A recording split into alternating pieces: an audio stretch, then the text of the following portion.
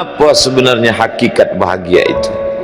Ada seorang kaya, hartanya banyak, dia naik kereta yang besar, megah dan mewah. Dalam perjalanan dia tengok ke sebelah kanan ada tanaman padi sawah yang menghijau. Lalu dia pandang ada budak-budak kecil membawakan makanan beserta ibunya menuju pondok di tengah sawah.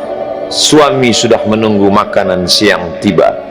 Apa kata orang kaya dalam kereta? Oh, bahagianya petani. Di tengah perutnya lapar, istri dan anaknya datang. Makanan tiba pada waktunya. Air minum dapat menghilang dahaga. Lapar hilang, rindu pun sirna, karena istri dan anak ada di sekitar dia. Bahagianya menjadi petani, kata orang kaya dalam kereta. Masa orang kaya berpikir bahwa dia tidak bahagia?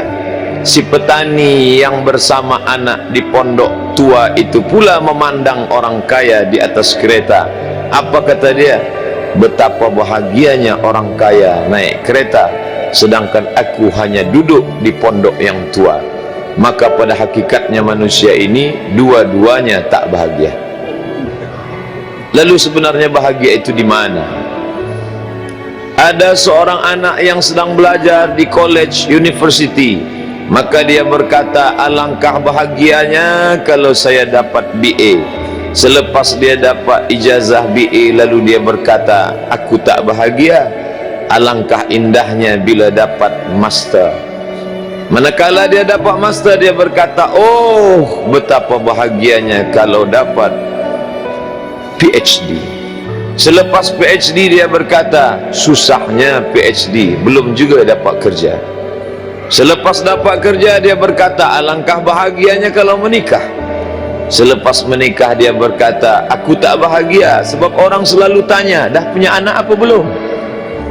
Selepas punya anak, dia pula berpikir untuk menikah sekali lagi. Jadi sebenarnya bahagia itu punya siapa?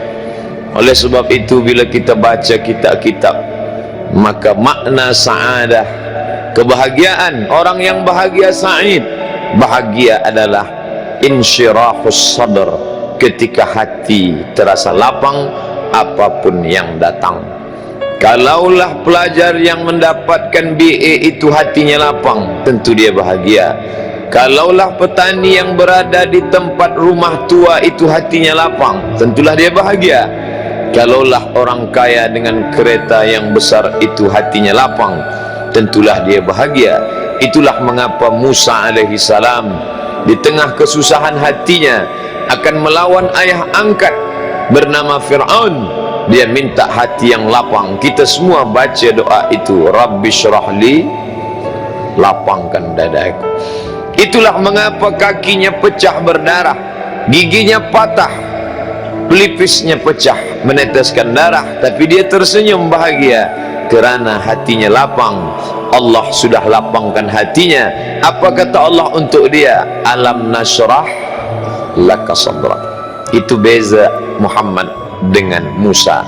Musa meminta, Rabbi shrah li sadri wa yassir li amri wahlul 'uqdatam min lisani yafqahu qawli.